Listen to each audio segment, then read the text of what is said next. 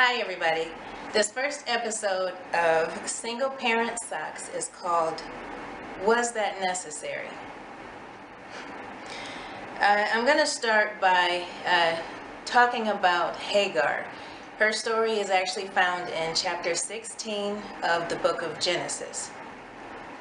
Hagar was the woman who was Sarah's mistress, and Sarah was the lady that was married to Abraham. God promised Abraham and Sarah a bunch of kids and many descendants. He promised them, and Sarah was very old, Abraham was even older, and they didn't have any kids when this promise was made to them. Sarah came up with the idea and said, you know what, I'm too old to have a kid, so why don't you take my mistress and go ahead and have a baby with her. Hagar found herself in this situation where she ended up getting pregnant, and the minute she got pregnant, Sarah started to mistreat her. Because of her being mistreated, Hagar ran off and she went into the wilderness, and she was just trying to get away and trying to escape. God told her to go back after being mistreated by Sarah, who set her up with her husband in the first place.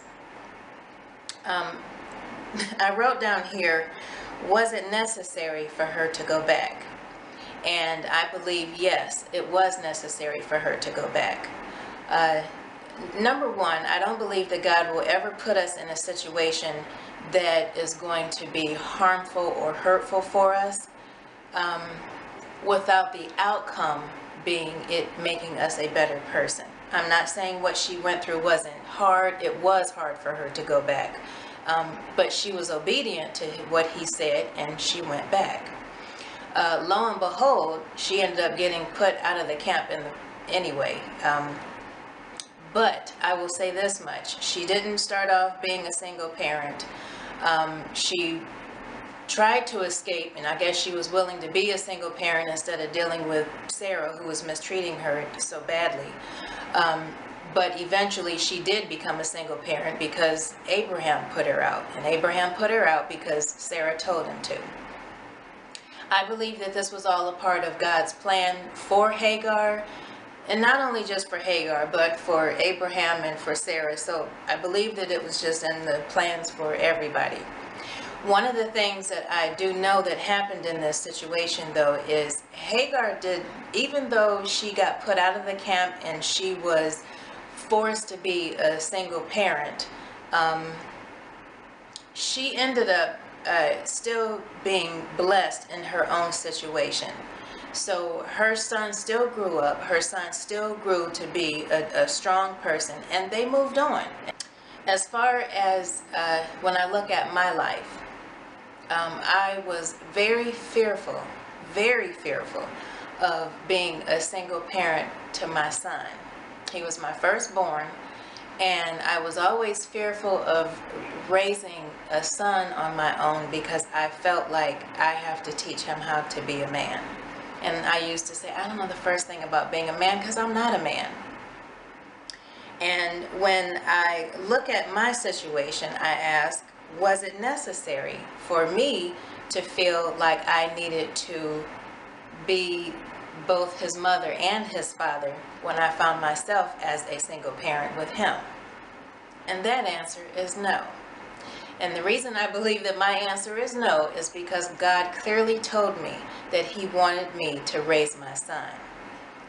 He didn't specify, I want you to, raise him, and I want him to be a man and all this kind of stuff. God knew that Justin did not have his father in his life. And he knew not only what Justin's needs were, but he knew what my needs were too.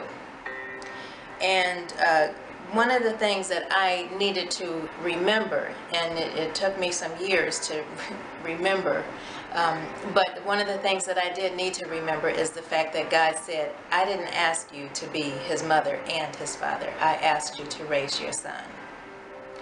I have found throughout the years that God placed certain people in our lives at certain times when it was something that Justin needed from a man.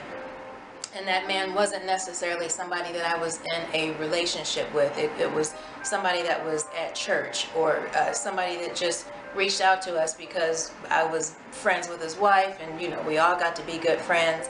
But I noticed that different times in our lives, God provided. Each time He provided.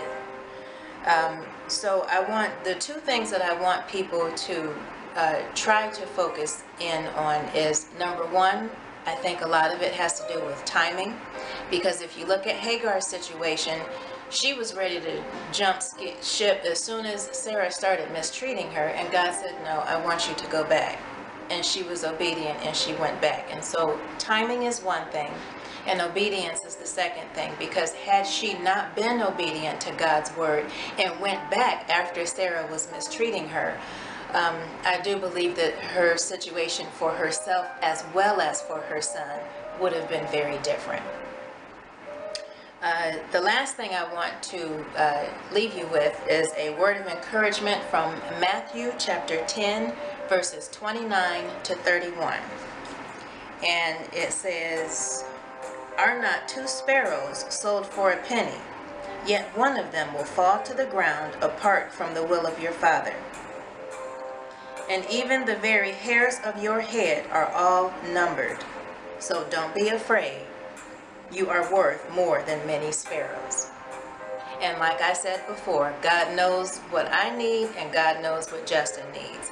And I believe that every time Justin was in need of something from a man, God provided that. Not necessarily through me, because I'm not a man. But Justin's needs were met.